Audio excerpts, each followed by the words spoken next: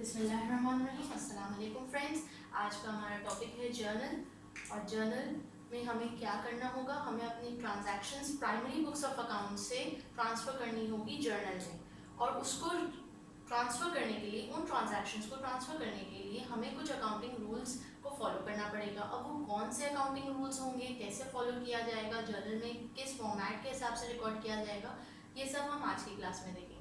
अच्छा, ये करने से पहले हमें सबसे पहले जानना बहुत ज़रूरी है that what is separate legal entity. Separate legal entity concept हमें कहता क्या है? सेपरेट लीगल एंटिटी कॉन्सेप्ट हमें बेसिकली ये बताता है कि जो बिजनेस है, बिजनेस और उसका ओनर, बिजनेस और उसका ओनर दोनों सेपरेट हैं, दोनों सेपरेट लीगल एंटिटीज हैं। ये हमारा अकाउंटिंग रूल और ये हमारी अकाउंट्स हमें ये सिखाती है कि सबसे पहला उसूल ये है कि बिजनेस और ओनर को कभी एक ना समझो, वो एक नहीं हो सकता। बिजनेस अलग है, उसका ओनर अलग है, दोनों सेपरेट लीगल एंटिटीज कहलाते हैं। यानी कि हम अकाउंट्स को करते हुए, यानी ट्रांजैक्शंस को रिकॉर्ड करते हुए, हम किसके पर्सपेक्टिव से रिकॉर्ड कर रहे हैं ट्रांजैक्शंस? हम बिजनेस के पर्सपेक्टिव से रिकॉर्ड कर रहे हैं तमाम ट्रांजैक्शंस। और कौन सी बुक्स में कर रहे हैं, किसकी बुक्स में कर रहे हैं? हम बिजनेस की बुक्स में कर रहे हैं। बिजनेस की बुक्स में हम बिजनेस के पॉइंट ऑफ व्यू से अकाउंट्स कर रहे हैं या उसकी ट्रांजैक्शंस को रिकॉर्ड कर रहे हैं, डील कर रहे हैं। तो पॉइंट ऑफ व्यू किसका फॉलो होगा? बिजनेस का। ये हमेशा याद रखना कि कोई भी ट्रांजैक्शन हमने अगर रिकॉर्ड करनी है, फॉर एग्जांपल सेल, मैंने ये डस्टर सेल की है ₹50 में, तो ये किसने सेल किया है? ओनर ने या बिजनेस ने? बिजनेस ने। बिजनेस ने सेल किया है एक डस्टर ₹50 का, तो मैं उसकी किताब में, उसके बुक्स ऑफ अकाउंट्स में ये ट्रांजैक्शन रिकॉर्ड करूंगी। ठीक है, तो ये हमेशा याद रखना है कि बिजनेस और ओनर कभी भी एक नहीं है, दोनों सेपरेट लीगल एंटिटीज हैं। क्लियर? नेक्स्ट, अब इसके बाद हमें जानना ज़रूरी है कि हमारे बिजनेस में एलिमेंट्स कितने हैं। हमारे बिजनेस में इन टोटल 5 एलिमेंट्स हैं। चाहे कोई भी बिजनेस हो, हर बिजनेस में 5 एलिमेंट होते हैं। Number 1 assets, number 2 liability, number 3 capital, number 4 expenses and losses, number 5 income and gains, alright। तो ये 5 एलिमेंट्स होते हैं हर बिजनेस के। हर बिजनेस के कितने एलिमेंट्स होते हैं? 5 एलिमेंट्स। यानी जितनी भी ट्रांजैक्शंस एक बिजनेस कर रहा होता है अपने डे टू डे लाइफ में या अपनी पूरी जिंदगी में, वो जितनी भी ट्रांजैक्शंस करता है, वो तमाम ट्रांजैक्शंस को हम इन 5 कैटेगरीज में डिवाइड कर सकते हैं। और हमें उन तमाम ट्रांजैक्शंस को इजीली कैटेगराइज करने के लिए समझना होगा कि एसेट किसे कहते हैं, लायबिलिटी किसे कहते हैं, capital, expenses and losses, incomes and gains. ये चीज़ों को मैंने फर्स्ट लेक्चर में समझाया था। एसेट क्या है, liability, capital, expense and losses and income. तो अगर आपको उसके बारे में जानना है, आप मेरी फर्स्ट वीडियो को जाके देख सकते हैं। Next, assets, liabilities, capital, expense and losses and incomes and gains, ये 5 ऐसे एलिमेंट्स हैं जो हर बिजनेस में पाए जाते हैं। यानी एक बिजनेस का निचोड़ कह लें या पूरे बिजनेस का, तो अगर हमने सिंपल वर्ड्स में डिफाइन करना है तो ये तमाम ट्रांजैक्शंस इन 5 कैटेगरीज में हम डिवाइड करते हैं। ऑलराइट, अब next, debit credit rule. Debit credit को समझने के लिए हमें ये जानना बहुत ज़रूरी है कि डेबिट क्रेडिट आखिर क्यों की जाती है, या ये डेबिट और क्रेडिट का मतलब क्या है और इसका मकसद क्या है। तो वो जानने के लिए हमें समझना होगा डबल एंट्री बुक कीपिंग। अब इस डबल एंट्री बुक कीपिंग को क्या कहते हैं? ये डबल एंट्री बुक कीपिंग कहती है, यानी जिस अकाउंटिंग रूल को हम फॉलो करेंगे और हम उसके हिसाब से जर्नल बनाएंगे, अपने ट्रांजैक्शंस को पोस्ट करेंगे, वो कौन से रूल के मुताबिक होगी? डबल एंट्री के मुताबिक होगी। डबल एंट्री बुक कीपिंग उसको कहा जाता है। डबल एंट्री बुक कीपिंग का मतलब ये है कि फॉर एग्जांपल कोई भी ट्रांजैक्शन होती है, जैसे कि sale of duster at $50, sale की मैंने, अब डस्टर बेचा कितने में? $50 का। $50 का बेचा, तो ये इसमें इस ट्रांजैक्शन के कितने एलिमेंट्स हमें दिख रहे हैं, या इस ट्रांजैक्शन में हमें कितने एलिमेंट्स दिख रहे हैं। नंबर 1 एलिमेंट है डस्टर, कि ये चीज़ मेरे बिजनेस के पास से चली गई, मैंने बेच दी। और दूसरा एलिमेंट पैसा, कैश, ये कैश मेरे बिजनेस में आ गया, मुझे मिल गया। तो ये 2 एलिमेंट्स आ गए। अब इन 2 एलिमेंट्स को हम कौन सी कैटेगरी में डालेंगे। पहले एलिमेंट डस्टर, डस्टर क्या है, क्या ये एक एसेट है, क्या लायबिलिटी है, क्या कैपिटल है, एक्सपेंस है या इनकम है। डस्टर हमारा एसेट है। किस तरह का एसेट है, करंट एसेट है, ठीक है। और ये कैश क्या है, कैश भी हमारा एसेट है, करंट एसेट है, ठीक है। तो डस्टर और कैश 2 एलिमेंट्स हो गए, और 2 एलिमेंट्स हमने बता दिए कौन कौन से, एसेट। दोनों चीजें क्या है हमारी, asset. Double entry book keeping कहती है कि हर ट्रांजैक्शन 2 एलिमेंट्स को इम्पैक्ट करती है, हर ट्रांजैक्शन 2 अकाउंट्स को इम्पैक्ट करती है। अब वो कौन से अकाउंट्स होंगे, एसेट अकाउंट, कैश अकाउंट, ठीक है। Asset account, cash account, cash account भी एसेट के अंदर फॉल करता है और डस्टर भी एसेट के अंदर फॉल करता है। तो यानी एक ट्रांजैक्शन का इम्पैक्ट 2 जगहों पे पड़ेगा, जिसे कहते हैं डबल एंट्री बुक कीपिंग।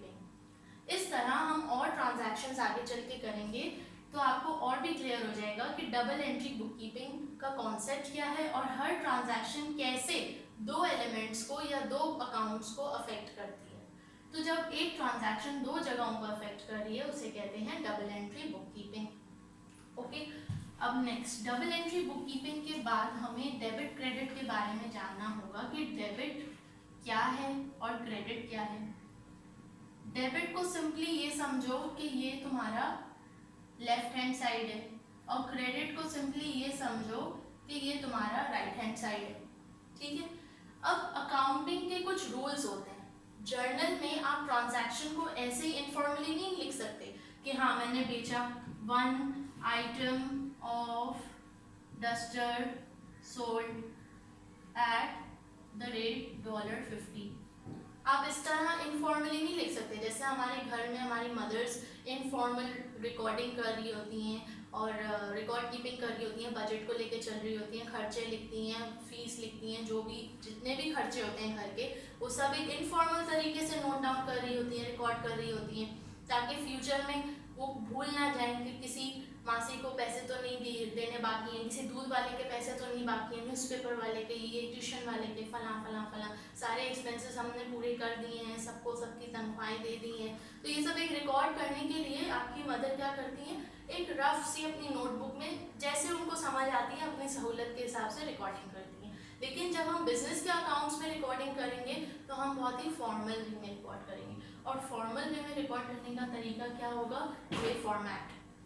हम क्या फॉलो करेंगे, इस फॉर्मेट को हम एक जगह डेट लिखेंगे, यहाँ पे पर्टिकुलर्स आएंगे, लेजर फोलियो का reference, debit side, credit side. Suppose ये ट्रांजैक्शन है 1 item of duster sold at $50।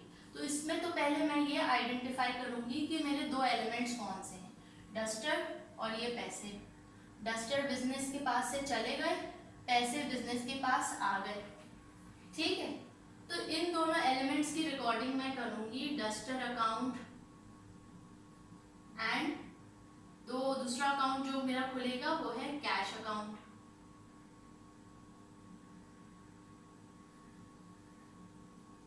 अब मसला यहाँ पे ये आ रहा है कि हमें पता कैसे चलेगा कि मैं कैश अकाउंट $50 डेबिट में लिखूं कि क्रेडिट में लिखूं, और डस्टर अकाउंट डेबिट में जाएगा या क्रेडिट में जाएगा। तो ये समझने के लिए मैं आज आपको एक कहानी सुनाने वाली हूँ। इस कहानी को बड़ा गौर से सुनिएगा और समझने की कोशिश करिएगा ताकि आपको ये डेबिट क्रेडिट के रूल समझ आ जाए। ओके, ये मानते हैं सारे एलिमेंट्स हैं बिजनेस के। ये सारे एलिमेंट्स को अज्यूम करें कि ये जो है ना हमारे कुछ लोग हैं, इंडिविजुअल्स हैं। एसेट एक इंडिविजुअल है, लायबिलिटी एक, कैपिटल एक, expense and losses, income and gains अलग, ठीक है। और ये तमाम नाम जो है वो इंडिविजुअल्स के नाम है, लोगों के नाम है। अब इनमें से ए और ई यानी एसेट और एक्सपेंस। हमारी एक फैमिली है और दूसरी फैमिली है liability, capital and income and gains. ये हमारी दूसरी फैमिली है। ओके, इसको हम उल्टा कर देते हैं, income and gains and capital, यानी इसका हम शॉर्ट फॉर्म बना लेते हैं LIC फैमिली, और ये है AE फैमिली। AE फैमिली यानी आपके वावल्स के पहले दो letters AEIOU, AE family, asset, expense और लायबिलिटी, इनकम एंड कैपिटल। अब LIC हमेशा साथ साथ रहते हैं, जहां जाते हैं साथ जाते हैं, कभी दूसरे से जुदा नहीं होते। AE भी हमेशा साथ साथ रहते हैं, कपल हैं, कभी जुदा नहीं होते, जहां जाते हैं साथ जाते हैं, नहीं तो नहीं जाते। ठीक है, अब हमारी दो कंट्रीज भी हैं। अब उन दो कंट्रीज का नाम क्या है? एक समझ लें आपका पाकिस्तान है, दूसरा समझ लें आपका इंडिया है।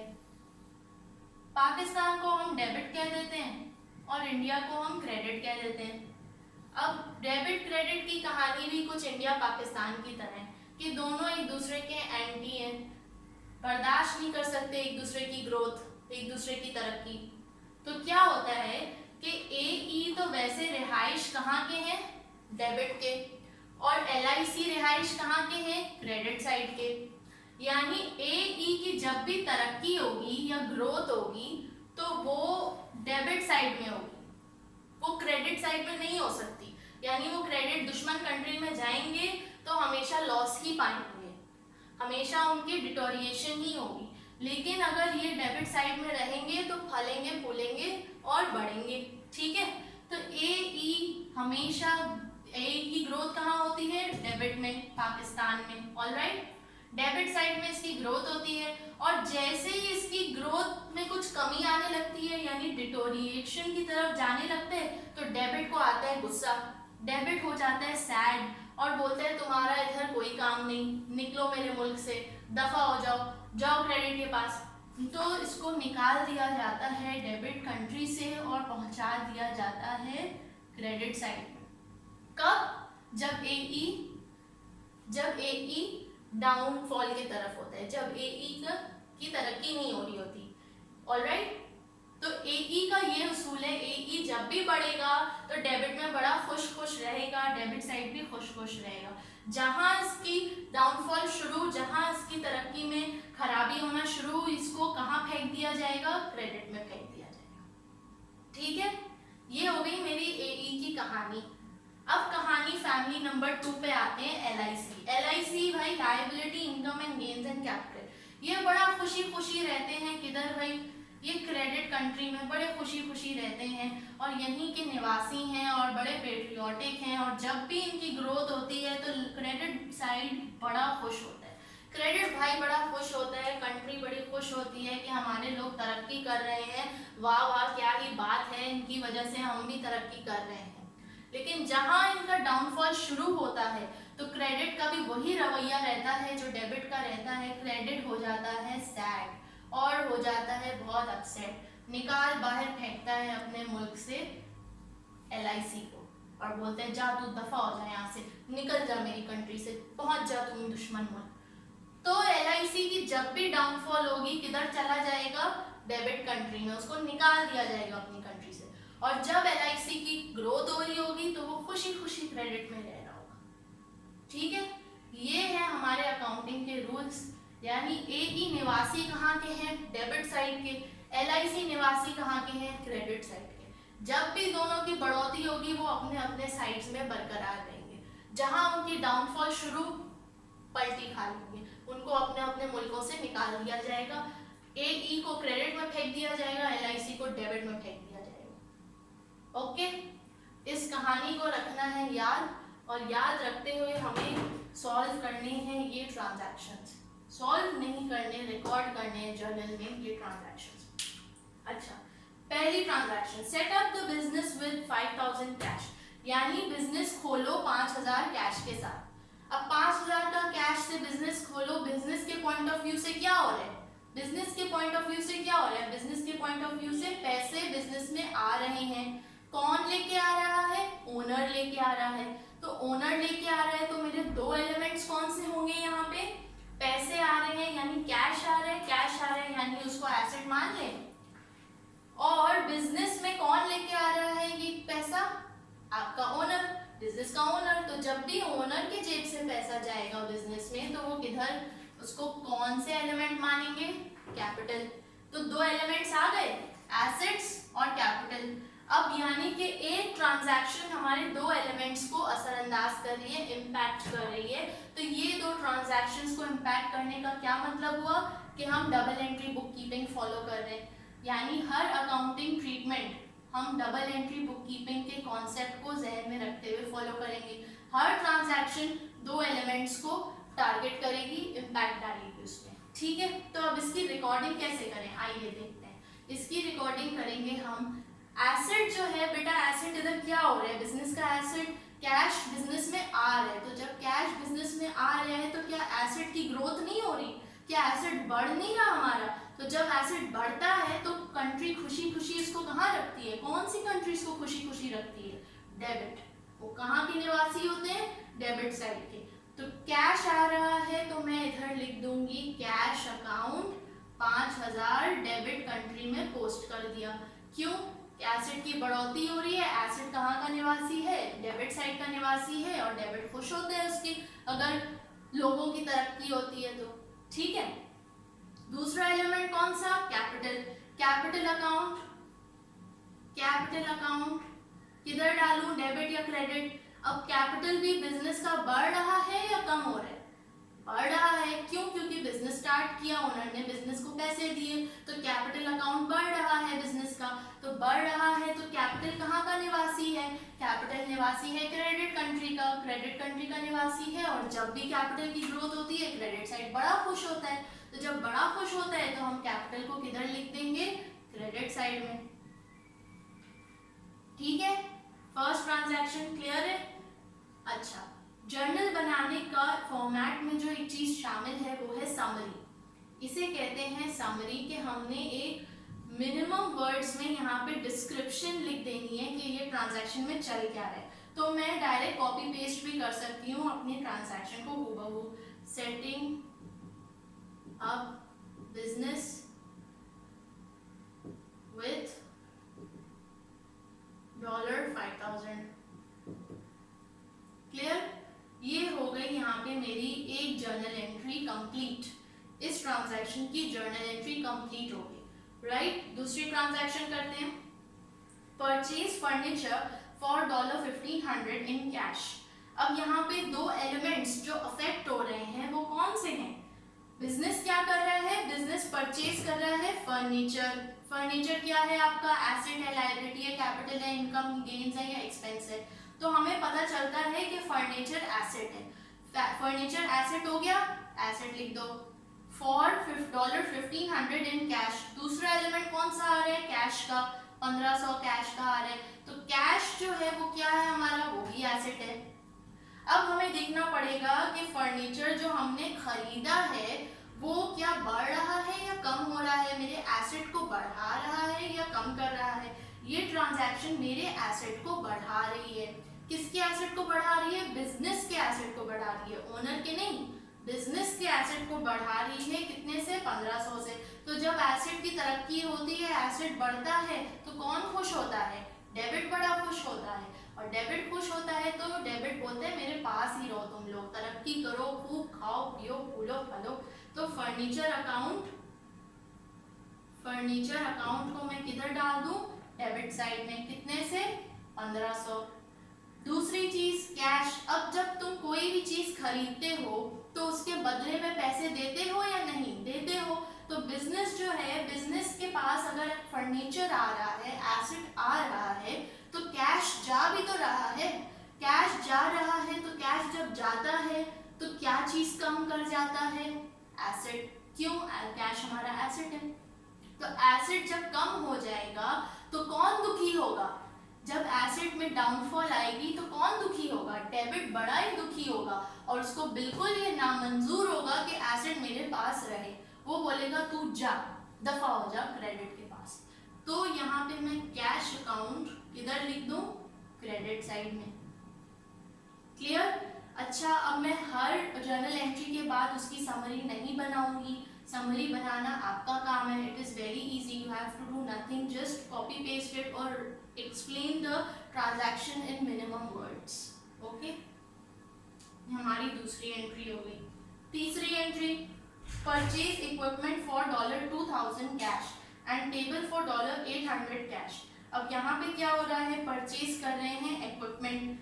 बिजनेस क्या कर रहा है, इक्विपमेंट खरीद रहा है। कितने का खरीद रहा है, 2000 का, 2000 कैश का। और क्या खरीद रहा है, टेबल। कितने का, 800 का कैश पे। तो अब हमें इसमें पहले आइडेंटिफाई करना होगा कि एलिमेंट कौन कौन से इस्तेमाल किए जा रहे हैं। तो पहला एलिमेंट तो है आपका इक्विपमेंट। इक्विपमेंट क्या है, एसेट। दूसरा एलिमेंट है कैश। कैश क्या है, ये भी एसेट। तीसरा एलिमेंट कौन सा है, टेबल। टेबल भी क्या है आपका, एसेट। तो पहली एंट्री हमारी परचेज इक्विपमेंट। इक्विपमेंट आ रहा है, हम खरीद रहे हैं, बिजनेस खरीद रहा है, तो क्या चीज बढ़ा रहा है, एसेट बढ़ा रहा है। एसेट बढ़ाएगा तो कौन खुश होगा, एसेट की तरक्की होगी तो कौन खुश होगा, डेबिट साइड बड़ा खुश होगा। तो हम इसको कहाँ रिकॉर्ड कर लेंगे, डेबिट साइड में। Equipment account $2000। और हमने क्या खरीदा, हमने खरीदा टेबल। कितने का, 800 का। टेबल क्या है, एसेट है। खरीदा तो टेबल आ रहा है, यानी एसेट बढ़ रहा है। एसेट की तरक्की हो रही है, तो कौन खुश हो रहा है, डेबिट। तो डेबिट में डाल दो, टेबल अकाउंट डेबिट कितने से, 800 से। अब कैश कितना टोटल जा रहा है, कैश कितना जा रहा है, खरीदा ना, फर्नीचर भी खरीदा, टेबल भी खरीदा, इक्विपमेंट भी खरीदा, तो कैश चला गया। कितना गया, 2000 प्लस 800, 2800। तो कौन खुश होगा, कोई भी खुश नहीं होगा। डेबिट तो बिल्कुल ही नाराज होगा, बोलेगा कैश तू दफा हो जा मेरे पास से, चला जा दूसरी कंट्री। तो क्रेडिट साइड में इसको पहुंचा देगा और कैश अकाउंट हम क्रेडिट साइड में लिखते हैं। क्लियर है ये 3 एंट्रीज। अब ये बाकी 2 एंट्रीज भी अभी हम इसको डील कर लेते हैं। मैं यहाँ से इरेज कर देती हूँ इन दोनों को।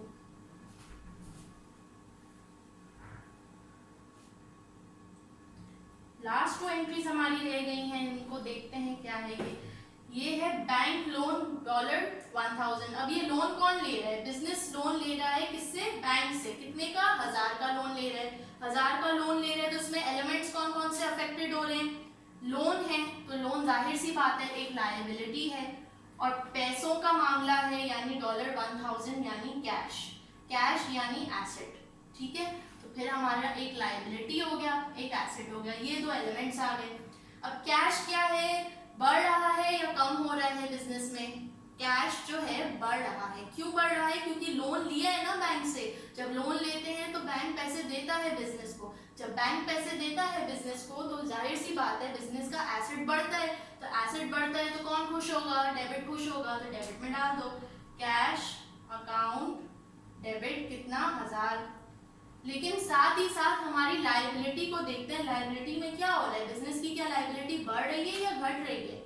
यकीनन आपने लोन लिया है बैंक से तो आपने 1 डे पे ऑफ तो करना ही पड़ेगा, तो आपकी लायबिलिटी भी बढ़ रही है। तो जब लायबिलिटी बढ़ती है तो कौन सी कंट्री खुश होती है, क्रेडिट। LIC जब बढ़ता है तो क्रेडिट खुश होता है, तो इसको क्रेडिट में डाल दो। किस नाम से डाल दें, बैंक लोन अकाउंट 1000। ठीक है, अब हो गई हमारी ये चौथी एंट्री। आखिरी एंट्री की तरफ मूव करते हैं। आखिरी एंट्री है परचेजेस ऑफ $700। परचेजेस ऑफ $700 यानी बिजनेस ने कोई माल खरीदा है 700 का, $700 का माल खरीदा है। कुछ भी हो सकते हैं, गुड्स हो सकते हैं, कुछ भी उसने खरीदा है। खरीदने से मुराद गुड्स आपके पास आए होंगे, जो भी चीज खरीदी है आपके पास आई होगी, बिजनेस में आई होगी। तो बिजनेस में आई है तो वो आपका कौन सा साइड बढ़ा रही है, एसेट साइड बढ़ा रही है। गुड्स आ रही है तो एसेट साइड बढ़ा रहे हैं। एसेट बढ़ेगा कौन खुश होगा, डेबिट खुश होगा, डेबिट में डाल दो। तो परचेज अकाउंट डेबिट 700। अब यहाँ पे कोई गुड्स वगैरह का जिक्र नहीं है, कोई स्पेसिफिक नाम नहीं लिखा हुआ, इसलिए मैंने यहाँ परचेज अकाउंट लिख दिया। अगर कोई फर्नीचर का जैसे पहले नाम था, हमने फर्नीचर अकाउंट लिखा था, इक्विपमेंट का नाम था तो इक्विपमेंट अकाउंट बनाया, तो परचेज गुड्स अकाउंट बनाएंगे। यहाँ पे कोई भी नाम स्पेसिफिकली मेंशन नहीं। दूसरा एलिमेंट क्या है, कैश। कैश हमारे पास से जा रहा है तो एसेट कम हो रहा है, एसेट कम हो रहा है तो कौन ना खुश होगा, डेबिट साइड नाराज होगा, उसको उठा के फेंक देगा क्रेडिट में। तो हम कैश अकाउंट 700 रुपये लिख देंगे इधर। आई होप आपको ये जर्नल का कुछ कॉन्सेप्ट क्लियर है। Double entry book keeping, separate legal entity, 5 elements, debit credit के रूल्स और किस तरह से हमने फॉर्मेट में पोस्ट करना है। Thank you very much.